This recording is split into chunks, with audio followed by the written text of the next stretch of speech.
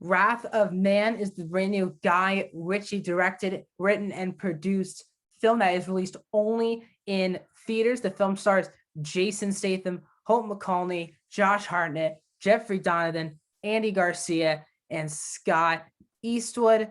The film is about the plot follows H, who's played by Statham, a cold and mysterious character working out a cash truck company responsible for moving hundreds of millions of dollars around Los Angeles each week, secretly looking for revenge. The film is rated R in an hour and 58 minutes, guys. Welcome back to a brand new movie review here on Max Talk Movies. Today I'm talking Wrath of Man. Before I get my review, non-spoiler thoughts of Wrath of Man, please hit the like button. That is the best way to support this channel. Also, please comment down below your thoughts of Wrath of Man. If you've already seen this movie in theaters, please let me know your non-spoiler thoughts in the comment section down below. Is this one of the better Guy Ritchie films? Do you think it's one of or fun or bad? Tell me all that in the comment section down below. If you have not seen this film, tell me, are you going to go in a theater this weekend to check this one out and why you're interested in the film? Also, please subscribe and ring the bell if you like movie reviews like these, TV show reviews, streaming platform reviews, and movie rankings. If you like any one of those four things, please subscribe, ring the bell for notifications, as we are getting very busy here on the channel as movie theaters are back here in Los Angeles. Now let's get into my thoughts of Wrath of Man. So as I said earlier, guys, this movie is exclusively in theaters. Different to, for example, Nobody. Nobody's a film from Universal that released in theaters in 17 days after its theatrical run. It goes on to PVOD for rental and buy. Now, this movie is the first movie really of the pandemic that's basic of the new pandemic, really, that is only in theaters, basically back to normal. Wrath of Man, you have to only see in movie theaters for the next month or two, and then it will come to PVOD. So if you're waiting for that streaming service or waiting for that PVOD date, it won't come for a while because this movie is only in theaters. So let's get my thoughts. So I actually was really excited for this film. I do enjoy Guy Ritchie for the most part. I love Man from U.N.C.L.E. Definitely one of my favorite action films of the last 6 years. Really enjoyed that film. And I also love Jason Statham. Now, he's probably my favorite part of the Fast franchise. I love him in Spy. So I think he has a lot of great action. He's a badass, all that type of stuff. So I was pretty excited for this film. I also saw this film in IMAX. This film is available in IMAX. So I went to go check it out in IMAX as well. So I was excited for that experience once again. And I'm not saying I'm disappointed, but I wish the movie had a lot more to it. And let's talk about my positives first. Jason Statham is really good in the movie. Now, while he's very one note and they don't give him as much dialogue as I think they needed to give him, he's very one-liners. He's very one note. He doesn't have a lot of personality. But as what Statham does performing this character, he does a really great job. You feel that he's this badass. You understand his motive because of really his performance, the way he conveys himself. And his action set pieces are really fun when he's in the action. And I was very fascinated with his character through the first half of the film. And then they tell you why his motive, what he's been doing before this big incident in the opening scene. And you can actually understand where he's coming from. If you like that decision or not, at least you know where he is coming from in the film. But overall, Statham is really good in the film. And even at times when the movie isn't that good, he does make the film watchable. Again, there was the character of Bullet was a really interesting character that I did like the take that they went with his character and his motive in the film. I thought it was very well done. And again, the cast for the most part is solid enough. The actor I'm talking about is Hope McCallney, who you see in a lot of other things. He is Bullet, who's also probably the best side character by far in the entire film. Jeffrey Donovan plays the same Jeffrey Donovan role, so he's pretty good in that role. Also, I think the film, what it does a good job with is not totally feeling like a Guy Ritchie film. I was going to, if you have Guy Ritchie expectations, maybe an action comedy, this is definitely one of the darker Guy Ritchie films that he has done. Now, there is spurts of comedy in the first 15 to really the first 20 minutes of the film. There's comedy sprinkled out. But then when a big thing happens, the comedy pretty much dies down for the rest of the film. And it becomes a very, dark and serious film, which I was definitely not expecting heading in. Now, I really watched one trailer, but I still expected some comedy because it's one thing, Guy Ritchie, the other Jason Statham, who's pretty funny in most of the movies he is in. So I was shocked that they went down this dark path. So I like that it just didn't feel like a Guy Ritchie film at times. It felt like a dark thriller at times, which I did enjoy that the different genre. Also, maybe because I was in IMAX, I got that surround sound. I loved the score for this movie. It was a really good score. You could easily feel that you can feel right into the movie.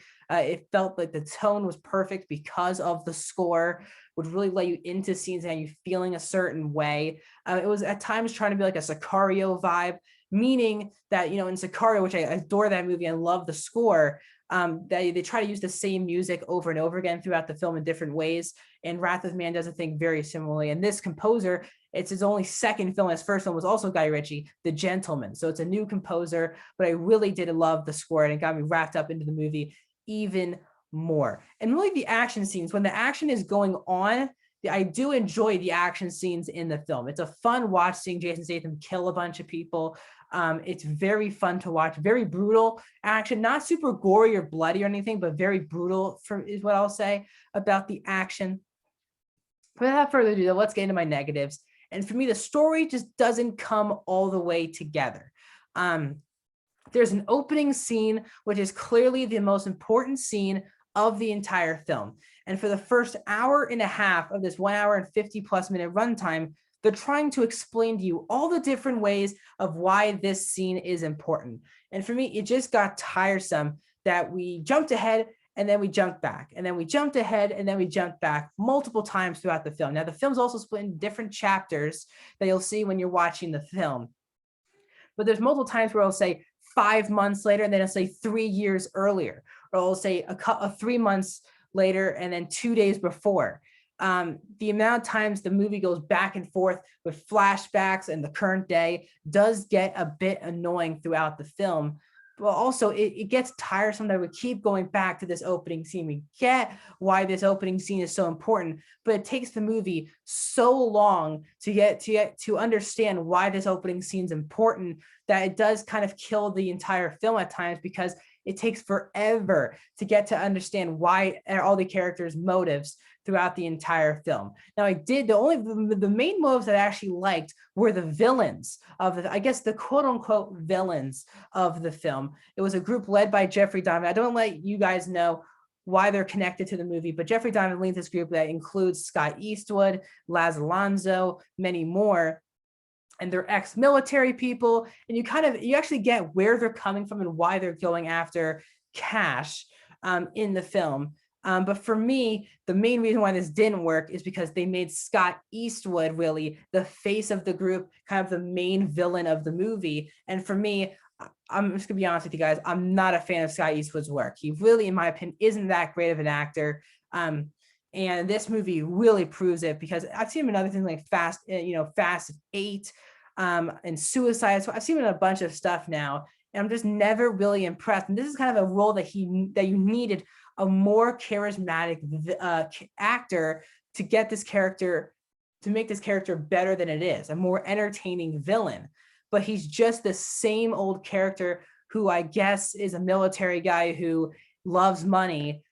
His character was very dull, and you didn't really feel connected to the satisfying conclusion with this character, because you don't really care about Scott Eastwood and you don't care about the character as a whole. So for me, when you get to that big satisfying conclusion, you don't really care that Scott Eastwood is the main villain of the movie. And that for me just did not work. I think Jeffrey Donovan did a good job as the leader of the group, but once it became known that Scott Eastwood has a bigger story connected to Jason Statham in the movie, it definitely loses me, because again, Scott Eastwood for me is not a very good actor. Now, another problem with the movie is that it does have to explain the villain's motive, but it takes forever to get to that. Maybe an hour 15 of the movie, it gives a good 20-minute chunk to the villains alone of the film. And that 20-minute chunk really does not include Jason Statham at all. And I couldn't believe the movie kept going on without seeing Statham.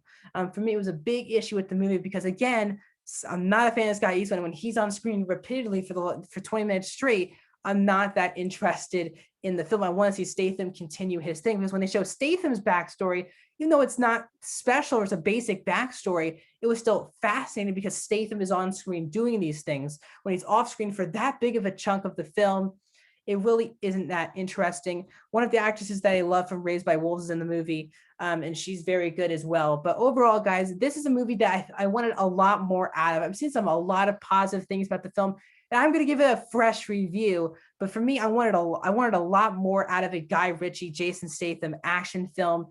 For me, the story just didn't all the way come together. At times, it feels too long. It's at basically 2 hours. It could have been an hour and a half, an hour 45.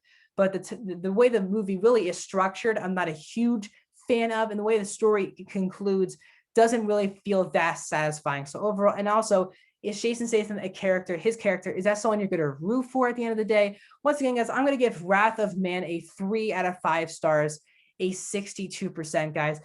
This is not one of the more disappointing films of the year. I just wanted a lot more out of the film. I still enjoyed it for the most part, but for me, the story needed to come together a lot stronger. So that's my review of Wrath of Man, the film that you can only see in a movie theater. So please, guys, like the video, subscribe, ring that bell, share the video, comment down below your thoughts. Agree with me, disagree with me. Will you see this one in theaters this weekend? Coming later today, 2 more reviews. My Bad Batch spoiler review of episode 2 will be out, and then my review of the new Netflix film Monster will also be out. So stay tuned for those reviews today. So ring those bells so you're notified when I'm back. Thank you guys so much for joining me of my review of Wrath of Man.